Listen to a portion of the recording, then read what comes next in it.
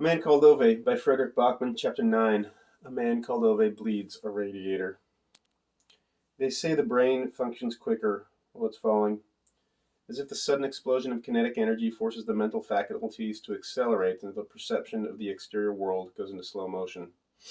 So Ove had time to think of many different things, mainly radiators. Because there are right and wrong ways of doing things, as we all know. And even though it was many years ago and Ove could no longer remember exactly what solution he'd considered to be the right one in the argument about which central heating system should be adopted by the Residents' Association, he did remember very clearly that Rune's approach to it had been wrong. But it wasn't just the central heating system. Rune and Ove had known one another for almost 40 years, and they had been at loggerheads for at least 37 of them. Ove could not, in all honesty, remember how it started. It wasn't the sort of dispute where you did remember. It was more an argument with a little disagreements that ended up so entangled that every new word was treacherously booby-trapped, and in the end it wasn't possible to open one's mouth at all without setting off at least 4 unexploded mines from earlier conflicts. It was the sort of argument that had just run and run and run, until one day it just ran out. It wasn't really about cars, properly speaking, but Ove drove a Saab, after all, and Rune drove a Volvo. Anyone could have seen it wouldn't work out in the long run. In the beginning, though, they had been friends, or at least friends to the extent that men like Ove and Rune were capable of being friends, mostly for the sake of their wives, obviously. All 4 of them had moved into the area at the same time, and Sonia and Anita became instant best friends, as only women married to men like Ove and Rune can be. Ove recalled that he had not disliked Rune in those early years, as far as he could remember. They were the ones who set up the Residents' Association, Ove as chairman and Rune as assistant chairman. They'd stuck together when the council wanted to cut down the forest behind Ove's and Rune's houses in order to build even more houses. Of course, the council claimed that those construction plans had been there for years before Rune and Ove moved into their houses. But one did get far with Rune and Ove using that sort of argumentation. But one did not get far with Rune and Ove using that sort of argumentation. It's war, you bastards, Rune had roared at them down the telephone line. And it truly was, endless appeals and writs and petitions and letters to newspapers. A year and a half later, the council gave up and started building somewhere else instead. That evening, Rune and Ove had drunk a glass of whiskey each on Rune's patio.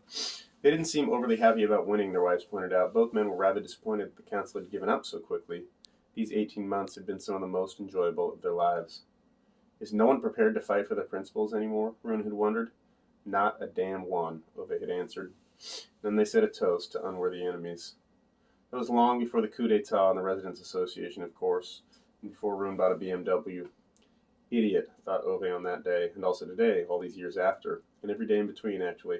How the heck are you supposed to have a reasonable conversation with someone who buys a BMW? Ove used to ask Sonia when she wondered why the 2 men could not have a reasonable conversation anymore, and at that point Sonia used to find no other course but to roll her eyes while muttering, "You're hopeless." Ove wasn't hopeless in his own view. He just had a sense of there needing to be a bit of order in the greater scheme of things. He felt one should not go through life as if everything was exchangeable, as if loyalty was worthless. Nowadays, people change their stuff so often that any expertise in how to make things last was becoming superfluous. Quality. No one cared about that anymore. Not Rune or the other neighbors, and not those managers in the place where Ove worked. Now everything had to be computerized, as if one couldn't build a house until some consultant in a too small shirt figured out how to open a laptop. As if that was how they'd built the Colosseum and the pyramids of Giza. Christ, they'd managed to build the Eiffel Tower in 1889. But nowadays one couldn't come up with bloody drawings for a 1-story house without taking a break for someone to run off and recharge their cell phone. This was a world where one became outdated before one's time was up. An entire country standing up and applauding the fact that no one was capable of doing anything properly anymore. The unreserved celebration of mediocrity. No one could change tires, install a dimmer switch, lay some tiles, plaster a wall, file their own taxes. These were all forms of knowledge that had lost their relevance, and the sorts of things Ove had once spoken of with Rune. And then Rune went and bought a BMW. Was a person hopeless because he believed there should be some limits? Ove didn't think so. And yes, he didn't exactly remember how the argument with Rune had started, but it had continued. It had been about radiators and central heating systems and parking lots and trees that had to be felled and snow clearance and lawnmowers and rat poison in Rune's pond. For more than 35 years they had paced about on their identical patios behind their identical houses while throwing meaningful glares over the fence. And then one day, about a year ago, it all came to an end. Rune became ill, never came out of the house anymore. Ove didn't even know if he still had the BMW, and there was a part of him that missed that bloody old sod.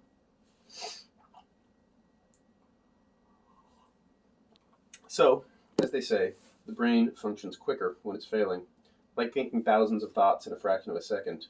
In other words, Ove had a good deal of time to think after he's kicked the stool over and fallen and landed on the floor with a lot of angry thrashing.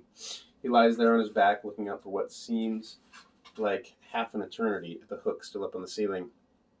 Then in shock he stares at the rope which is snapped into two long stumps. This society, thinks Ove. Can't they even manufacture rope anymore? He swears profusely while he furiously tries to untangle his legs. How can one fail to manufacture rope, for Christ's sake? How can you get rope wrong? No, there's no quality anymore, Ove decides. He stands up, brushes himself down, peers around the room and ground floor of his row house, feels his cheeks burning. He's not quite sure if it's because of anger or shame. He looks at the window and the drawn curtains, as if concerned that someone may have seen him. Isn't that bloody typical, he thinks. You can't even kill yourself in a sensible way anymore.